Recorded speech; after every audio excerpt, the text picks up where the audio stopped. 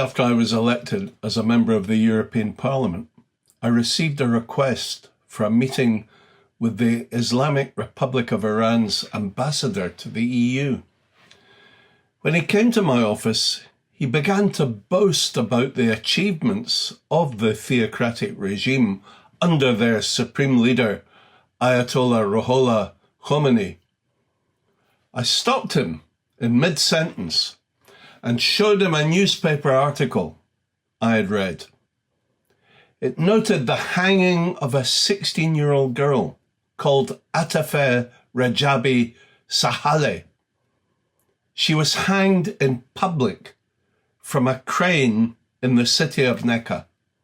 She had been raped and tortured for 3 years by a 51-year-old former IRGC member who was now a taxi driver. He was sentenced to 100 lashes. She was a child hanged by the neck in public. For me, that was the tipping point. I ordered the ambassador to get out of my office and told him that I would devote my career to bringing down his repellent government. And I've worked closely with the MEK ever since. A small group of MEPs briefly blocking the arrival of the Iranian foreign minister to the European Parliament in Brussels. The cries of murderer reflected their outrage that Manouchehr Mottaki had been invited. Don't touch me! Mottaki was on an official visit to hold talks on wide-ranging topics including human rights, the death penalty and non-nuclear proliferation. Monsieur, s'il vous plaît. There was anger that the Parliament's president refused a request to hang a large photo of a young music student. Neda Akka Sultan was killed by a government militiaman during protests at Iran's disputed elections a year ago. MEPs held up smaller pictures instead. There were more protests outside the Parliament. The foreign minister's visit was part of an Iranian initiative to re-establish dialogue with the EU, but MEPs want more pressure put on Iran to comply with human rights. My support for the MEK has caused a lot of tension over the years. When, as an MEP, I agreed to attend and address a major MEK rally in Berlin, I received a telephone call from a person pretending to be from the UK Foreign Office, advising me not to go. It was only later, when secret transcripts of that telephone call appeared in a British court, it emerged that the call had actually been from MI5. I was outraged that the British Security Service had tried to interfere in my role as a democratically elected member of Parliament. But the tentacles of the Iranian octopus stretch far and wide, and I've been attacked in the media on countless occasions by pro-regime journalists and criticised by pro-appeasement politicians and others. I recall on one occasion being asked to meet a UK government minister in the European Parliament in Brussels. I understood the purpose of the meeting was to discuss international fisheries policy, because I was at that time president of the European Parliament's Fisheries Committee. It turned out that the minister actually wanted to warn me against supporting the MEK. It made me very angry, and I told him never to dare to tell me what to do as an elected politician. In my role as president of the European Parliament's delegation for relations with Iraq, I confronted the Iraqi government in Baghdad for their active role in the massacre of innocent, unarmed civilian members of the MEK in Camp Ashraf, exposing their lies and attempts to cover up that horrific crime. Then back in Brussels, I received a phone call from an Iranian living in Hamburg. He said he was a friend of the venally corrupt and evil Iraqi Prime Minister Nouri al-Maliki, and he wanted to meet me to pass on a message. When he came to my office, he said, "Mr. al-Maliki wants to know what it would take to get you to stop attacking him publicly. It was clearly an attempt at bribery. I said, what it will take is the arrest of Maliki and his indictment for crimes against humanity and his appearance in the International Criminal Court in The Hague. When you understand that it was the MEK which revealed the mullah's top secret nuclear program to the West, whose intelligence services had failed to discover it, when you realize it's MEK supporters and their resistance units inside Iran who risked their lives to provide the West with this type of accurate intelligence on a daily basis, then the asset value of this organization, led by the charismatic Maryam Rajavi, becomes obvious.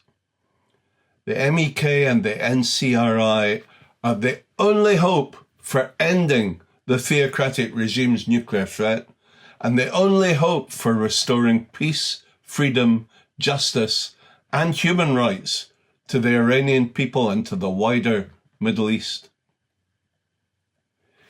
It seemed to me, after 2 decades of close association with the MEK, that the wider story of their sacrifice, their suffering, and their resilience needed to be told. That's why I wrote the book.